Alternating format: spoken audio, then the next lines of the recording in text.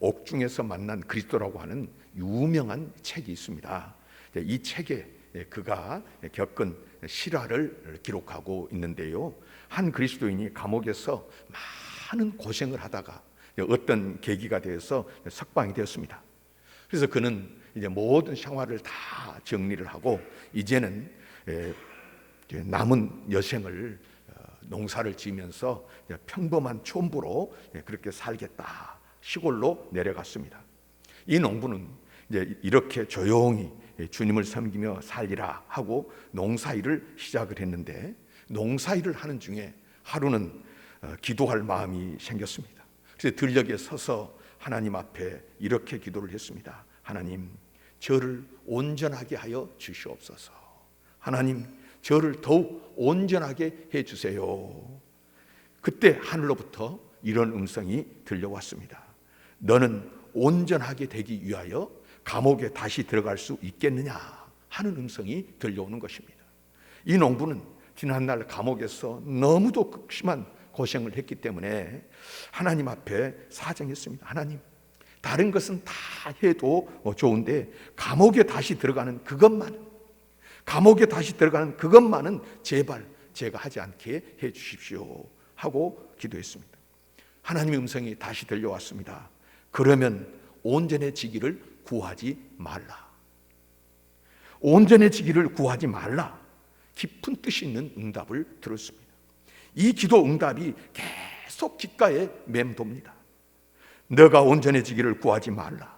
다시 감옥으로 가는 고통을 기피하면서 온전해지기를 구하지 말라. 내적으로 큰 갈등에 빠졌습니다. 큰 고민에 빠졌습니다. 자나깨나 이 소리가 계속 들려옵니다. 그 마음에 이 갈등과 고뇌를 견딜 수가 없었습니다. 결국은 항복했습니다. 하나님 앞에 다시 엎드려서 기도했습니다. 어떤 희생을 하든지, 어떤 희생이 따르든지 하나님, 저를 온전하게 하여 주시옵소서. 그때야 마음이 평안해졌습니다. 그렇게 마음이 평안해져서 이제는 살았다 싶은데 곧바로 비밀 경찰이 들이닥쳐가지고 그를 체포해 갔다는 것입니다. 그는 감옥에 들어가서 매맞고 굶주리고 굴욕을 당하고 햇빛도 없는 그 독방 감옥에 갇혀서는 고생하는 신세가 되었습니다. 할 수 있는 것이라고는 뭐 있겠습니까? 오직 기도밖에 없었습니다. 그리고 그 감방, 그 공사가 어떻게 되는지 그 벽이 좀 이렇게 갈라져 가지고 옆방하고 이제 말이 통하게 할 수 있게 되는데, 보이지는 않지만은 그 벽 사이로 이제 그 사람과 옆방에 있는 사람과 몰래 몇 마디씩 하는 이야기를 하는 정도였습니다. 그것이 유일한 낙이었답니다. 그리고 이제 옆방에 죄수들이 들어왔다 나가고 또 바뀌고 또 들어왔다 나가고, 이제 그럴 때마다 당신 이름이 무엇이요? 무슨 일로 여기에 들어왔어? 이렇게 묻게 되는데, 어느 날 또 당신 이름이 무엇이요? 그랬더니 자신과 같은 이름을 대는 것입니다. 깜짝 놀라서 이름이 뭐라고? 이름이 뭐라고요? 계속 물었더니 자기 아들입니다. 그는 하나님 앞에 이렇게 기도했습니다. 우리 부자로 하여금 주님의 십자가의 길을 걸을 수 있도록 허락해 주신 하나님께 감사합니다. 그리고 아들에게 말합니다. 우리 부자는 예수를 믿는 이 일로, 복음 전하는 이 일로 인하여 하나님 앞에 감사하자. 둘이 감사의 기도를 드렸다는 것입니다. 이것은 구소련 공산당 치하에 있었던 실화입니다. 여러분, 감사할 줄 아는 사람은 감사하면서 두 가지 능력을 얻게 됩니다. 감사하는 순간 모든 두려움이 사라집니다. 어떤 상황에서도 감사하면 모든 고난과 고민과 근심, 걱정, 두려움 다 물러갑니다. 그게 감사가 주는 능력이에요. 또한 감사는 순간 겸손해집니다. 하나님 앞에서도 사람 앞에서도 고맙습니다, 감사합니다 하는 순간에 나는 낮아지는 것입니다. 감사하는 순간에 점점 겸손해지면서 더 감사할 일이 생각이 나고 더 감사할 일이 생겨나는 것입니다. 여러분, 감옥에 갇힌 이 사람이 하나님 앞에 감사한 것과 같은 그런 감사를 해보신 적이 있으십니까? 감사, 우리 여러 이유로 하지요. 전에 새벽기도 시간에 우리 서지화 목사님이 이제 그 설교 중에 간증을 하는 거 들었는데요. 좋아하는 과자가 새우깡이에요. 근데 새우깡을 사다 놓고 그걸 먹으면서 괜히 또 먹고 그래서 그 생각이 나더니 하나 그냥 먹기가 그래서 하나 먹을 때마다 감사를 말하고 감사한 것을 말하고 먹었다는 거예요. 그래서 감사를 생각을 자꾸 해내면서 먹다가 통곡이 나오더라. 이제 감사가 그러면서 모든 것이 얼마나 감사한지 그렇게 간증하는 것을 들었는데요. 여러분, 이제 우리가 여러 가지 이유로 감사할 수 있습니다만은 앞도 막히고요, 뒤도 막히고요, 좌우 다 막힌 감옥에 갇힌 것과 같은 그런 상황에서 감사해 보신 적이 있으십니까? 그런 감사를 할 때 더욱 알 수 없는 많은 감사거리가 생각납니다. 끝도 없이 감사하게 되고 감사로 세상을 이기고 감사로 나를 이기게 되고 죄악을 이기는 승리를 얻게 되는 것입니다. 오늘 본문에서 우리는 욥기를 읽었습니다. 이 욥기는 전부가 고난당하는 한 사람의 고백입니다.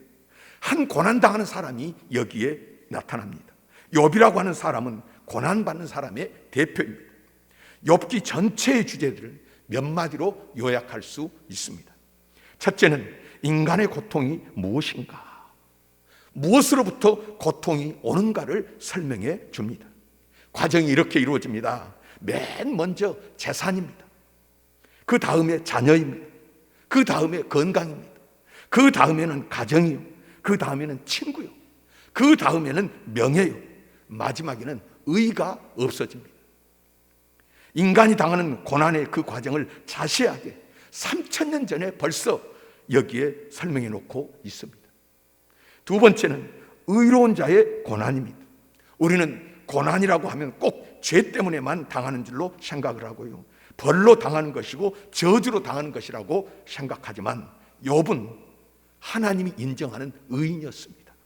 그리고 욥은 죄인이 아닙니다. 오늘 본문 보십시오. 11절입니다. 내 발이 그의 걸음을 바로 따랐으며 내가 그의 길을 지켜 치우치지 아니하였고 12절입니다. 내가 그의 입술의 명령을 어기지 아니하고 정한 음식보다 그의 입의 말씀을 귀히 여겼도다. 욥은 이런 사람입니다. 그런 욥이 고난을 당합니다. 의로운 사람도 고난을 당한다. 잘못 없어도 고난을 당한다. 하나님 앞에 인정을 받는 동방의 의인들, 욥이 고난을 당했다. 예수 그리스도로 보혈로 말미암아서 이제 예수를 믿어서 하나님 앞에 의인된 나의 삶 속에 여러분 고난이 있다고 해서 그렇게 놀랄 일이 아닙니다. 욥이 고난을 당했습니다. 또 하나는 자발적으로 당한 고난이 아닙니다. 욥은 이런 고난을 원치 않았습니다. 전혀 원하지 않았지만은 그렇게 되었고 그런 고난을 당했습니다.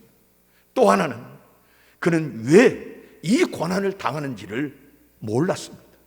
알고 당한 것이 아닙니다. 모르고 당했잖아요. 더더욱이 우리가 뭐 사람과의 관계에서도 멀리서 되어진 일들, 내가 모르는 사이에 된 일도 있지만은 특별히 욥의 일이라고 하는 것은 저 영계 하나님 앞에서 이 모든 일이 진행되어진 것을 볼 때에 그가 알 리가 없죠. 그는 모르고 당했습니다. 왜 재산을 날려야 합니까? 왜 11매나 되는 자식이 하루아침에 죽어야 합니까? 왜 내 몸이 병들어서 몸에서 구덩이가 생겨나고요, 쑤시고 아프고 견딜 수가 없습니다. 하나밖에 없는 유로자인 아내마저 그의 깊은 신앙을 이해하지를 못하고 하나님을 저주하고 죽어라 그리고는 가버립니다. 가정을 잃어버린 고난, 그런 고난을 당해야 했습니다. 사랑하는 친구들이 찾아와서 위로한답시고 말하는 것이 위로가 되지를 못했습니다. 위로한다는 말이 오히려 굴욕처럼 들려오고요, 모욕처럼, 때로는 저주처럼 가슴을 후벼 파는 그런 괴로움이 그에게 있었습니다. 위로가 나를 고통스럽게 만들었다. 친구도 잃어버립니다. 왜 이런 고난을 당해야 하는지 그는 몰랐습니다. 그러나 욥기의 가장 중요한 주제는 맨 끝에 가서 이 고난을 다 겪고 믿음으로 겪고 신앙으로 잘 이긴 다음에 저 끝에 가서야 왜 이 고난이 있어야 했는지를 알게 됩니다. 그래서 하나님께 감사합니다. 그래서 하나님 앞에 그간에 불만했던 것을 회개합니다. 죄를 쓰고 회개하나이다. 전에는 듣기만 하더니 이제는 하나님을 보았습니다. 나는 티끌 같고 다 불타버리고 쓸모없는 재 같은 존재. 그래서 죄를 뒤집어 쓰고 회개하면서 전에는 내가 남 이야기 듣는 것, 이제는 내 눈으로 내 삶으로 하나님을 보았습니다. 왜 이 고난이 있어야 했는지를 결국에는 깨닫고 하나님 앞에 감사하고 있습니다. 이게 욥기의 총주제입니다. 오늘 본문에 욥이 하나님 앞에 간증을 합니다. 욥은 고백합니다. 내가 가는 길을 그가 아시나니. 하나님은 아십니다. 그 말이 무엇입니까? 나는 모르지만 하나님은 아십니다. 나는 모르고 살지만은 그는 알고 계십니다. 나는 왜 이 고난을 당해야 되는지 모르겠는데 하나님은 알고 계신다는 것입니다. 하나님의 아심받은 그 속에 내가 있다. 하나님의 아심받은, 하나님이 내팽개쳐버리고 모르는 중에 되어진 일들이 아니라 하나님의 아심받은 그 속에 내가 있다는 것입니다. 하나님의 확실한 지식, 영원한 지혜, 하나님의 다스림 속에 내가 있습니다. 그렇기 때문에 나는 잘 모르겠지만은 나는 그를 믿는다는 것입니다.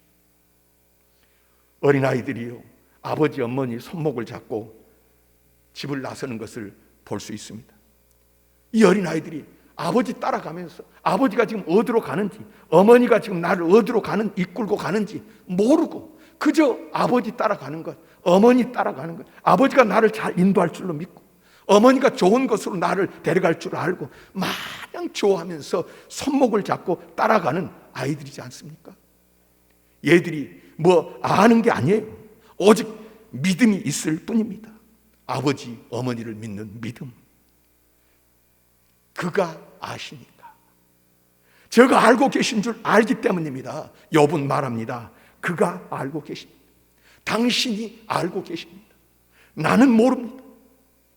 또 하나는 그에게 정한 바가 있다고 그랬습니다. 그의 시나리오가 있습니다. 그에게 은총적인 뜻이 있어요.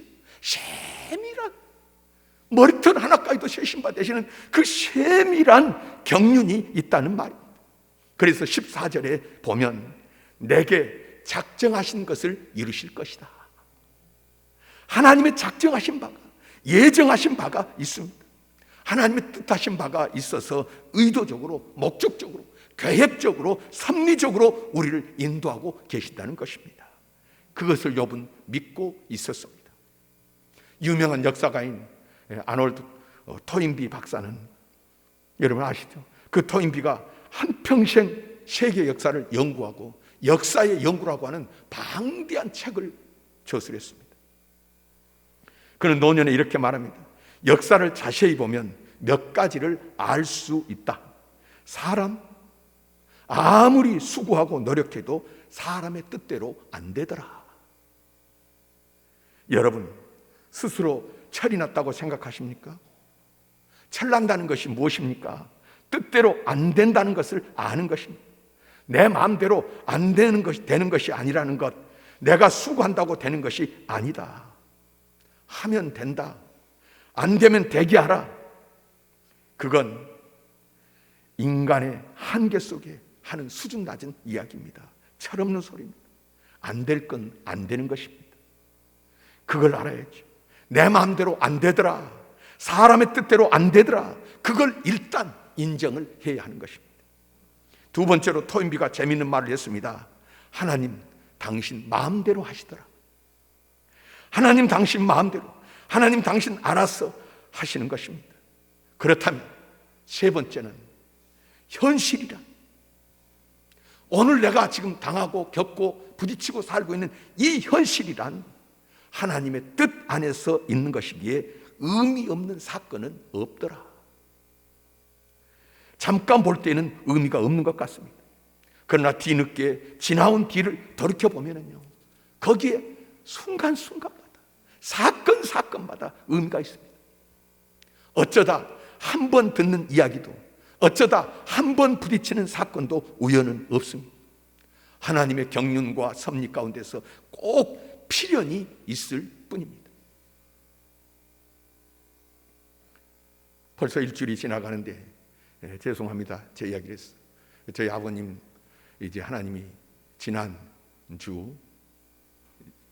그 전주 목요일 날,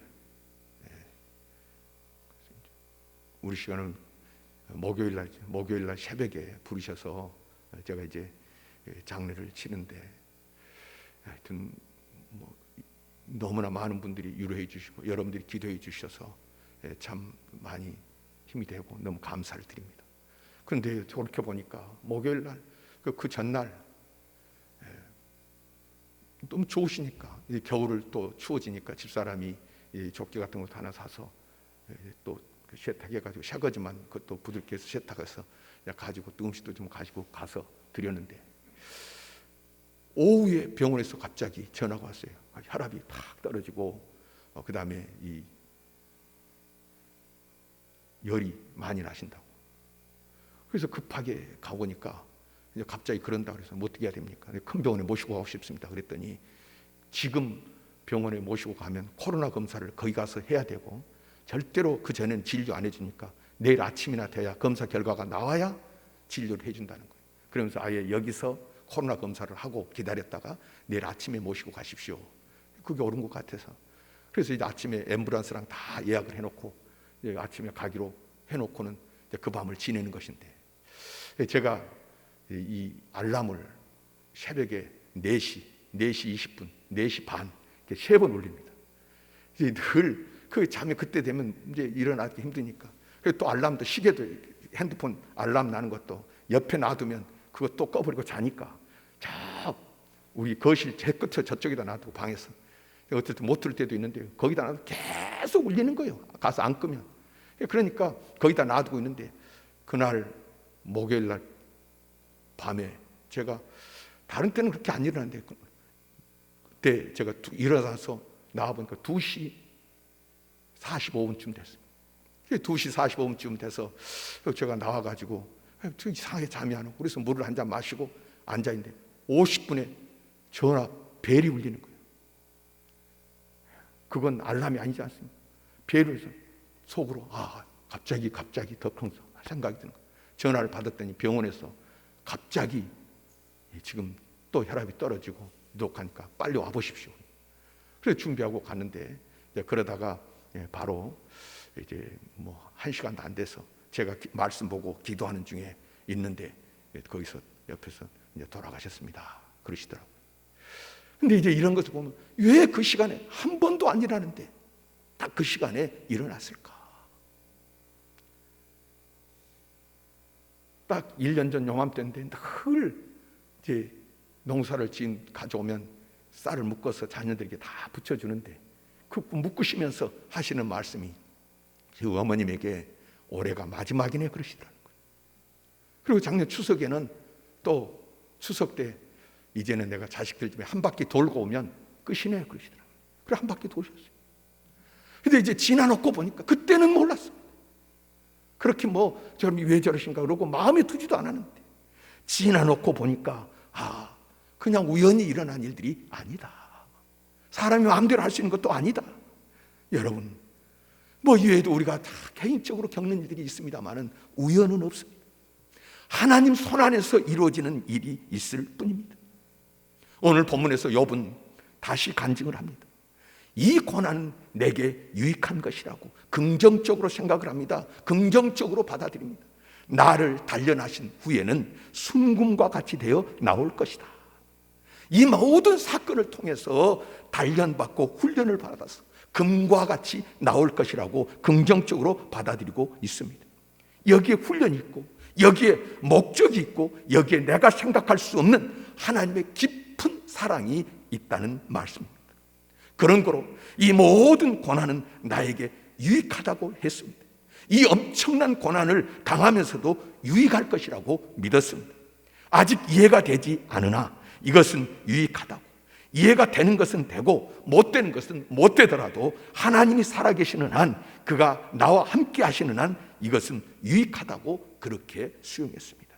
그리하여 순금같이 되어 나올 것이다. 이 과정을 통하여 숨같이 되어 나올 것이다. 왜요? 내가 한 것이 아니라 하나님이 그렇게 인도해 주신 것이다. 하나님의 살아계심을 그가 지금 이 고난 속에 고난을 크게 보고 문제를 크게 보는 것이 아니라 하나님을 크게 보고 이제 하나님은 인정하는데요. 오늘 본문 보십시오. 그러므로 내가 그 앞에서 떨며 지각을 얻어 그를 두려워하리라. 16절입니다. 하나님이 나의 마음을 약하게 하시며 전능자가 나를 두렵게 하셨나니 이는 내가 두려워하는 것이 어둠 때문이나 흑암이 내 얼굴을 가렸기 때문이 아니로다.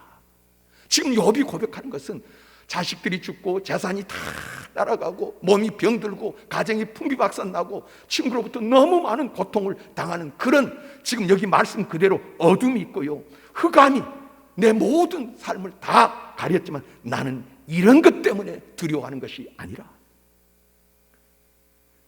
내가 그 앞에서 떨며 그를 두려워하리라.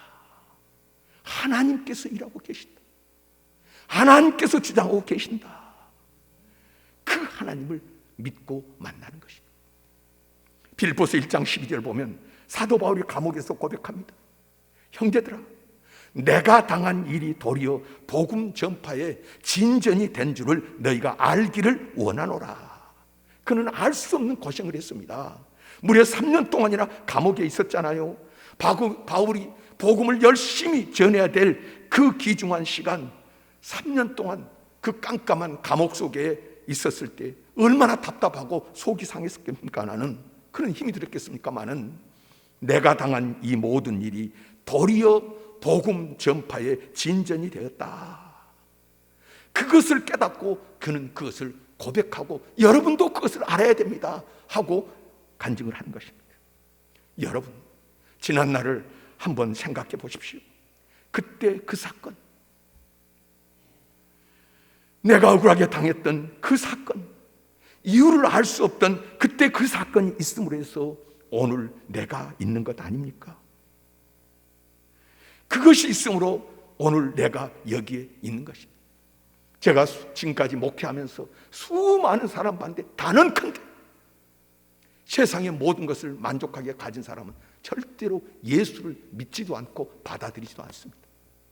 그때 그 사건, 그때 그 일, 그로 말미암아서. 그렇다면 오늘도 내가 알 수 없는 고난을 당하고 있습니다. 그러나 이것이 다시 합력하여 선을 이루고 저 앞에서 그 언젠가는 그날이 있으므로 오늘 내가 있고 2020년 11월 그때 그 사건이 있으므로 오늘 같은 복을 받았노라 하게 될 것입니다. 코로나로 인해서 온 세계가 시끄럽고 또 개인적으로 가정이나 여러분 삶 가운데 어려움이 있을 수 있습니다만은 여러분 먼 훗날에 돌아켜보면 왜요? 하나님이 나를 사랑하시고 부르시고 택하셨기 때문에 이제 이 사건이 분명히 의미 없는 일이 아니라 하나님께서 나를 순금같이 되어 나오게 하시려고 그것을 믿고 사는 것입니다. 나는 모르나 그분은 아시고 나 또한 언젠가는 오늘의 고통의 뜻을 아주 확연하게 시원하게 그리고 유익했다고 하는 것을 간증할 때가 온다는 말씀입니다. 나의 당한 고난은 그런 거로 내게 유익한 것입니다. 내가 당한 고난 속에 하나님의 능력이 있고 하나님의 사랑이 있고 하나님의 특별한 사랑이 있기 때문입니다. 여러분 납득이 갑니까? 납득이 가는 분은 감사하고요, 이해가 안 되는 분은 믿으시기 바랍니다. 나의 당하는 길을, 내 운명을 그가 아십니다. 그가 나와 함께 하십니다. 내가 이 고난을 겪은 다음에 순금같이 되어 나올 것입니다. 그 아침을 바라보며 오늘을 살아가는 것입니다. 우리가 대림절 기다리는 이유가 뭡니까?